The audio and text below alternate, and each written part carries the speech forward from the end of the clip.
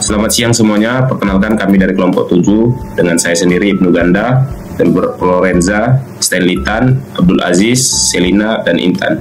Saya akan membacakan berita terkait isu keamanan yang berjudul Waspada Penipuan Digital melalui undangan pernikahan di WhatsApp. Modus baru penipuan mengincar data perbankan korban melalui undangan pernikahan digital dalam format aplikasi yang dikirim via WhatsApp.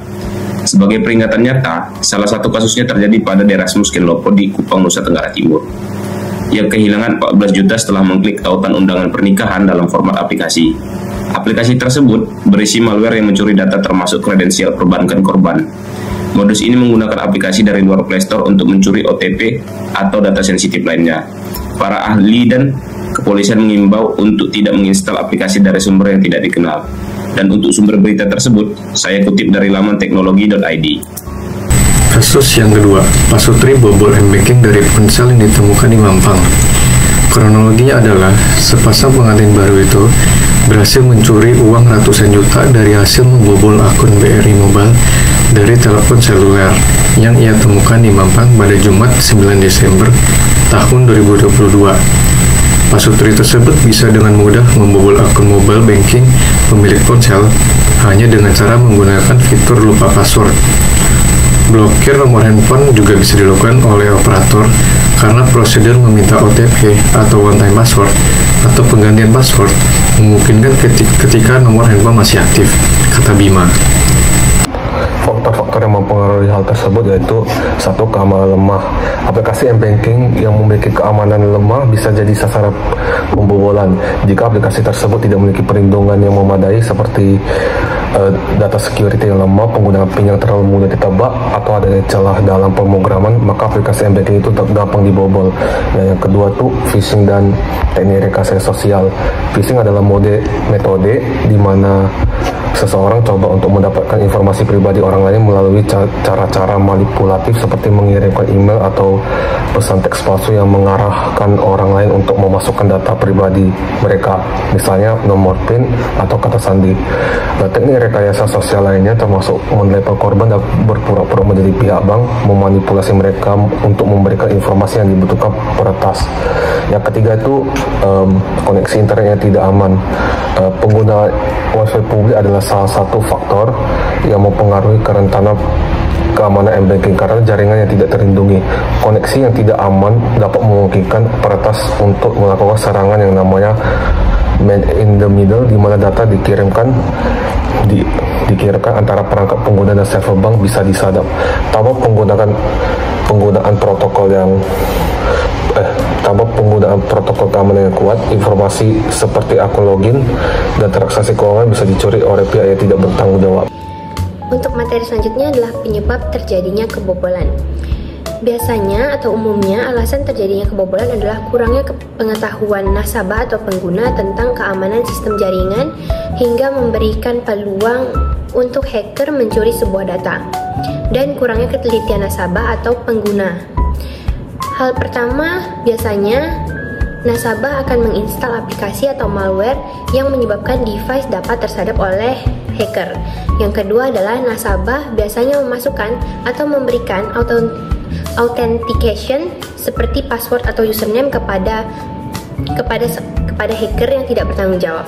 Dan yang ketiga, biasanya penyebab kebobolan terjadi adalah nasabah memberikan data-data sensitif kepada pelaku melalui social engineering atau membagikan hal-hal yang seharusnya tidak dibagikan ke sosial media kepada orang-orang. Terima kasih. Baiklah, materi selanjutnya yaitu mengenai penanganan yang tepat dari kasus-kasus tersebut. Yang pertama yaitu untuk tidak menginstal aplikasi dengan sembarangan. Misalnya aplikasi-aplikasi yang tidak resmi ataupun dari website-website yang tidak diketahui asal-usulnya. Baiklah, yang kedua yaitu untuk melihat file dengan teliti.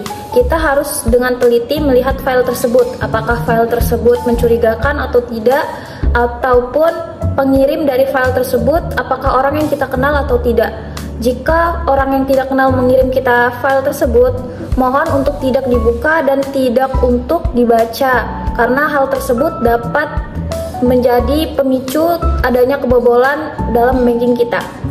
Dan hal tersebut adalah hal yang harus kita waspadai, karena hal tersebut adalah hal yang sangat perlu diteliti.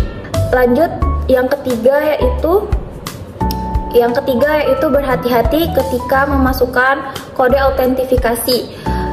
Misalnya, ketika kita memasuki sebuah situs dalam website tersebut, biasanya dimintai oleh website tersebut untuk login terlebih dahulu dan meminta untuk kode autentifikasi.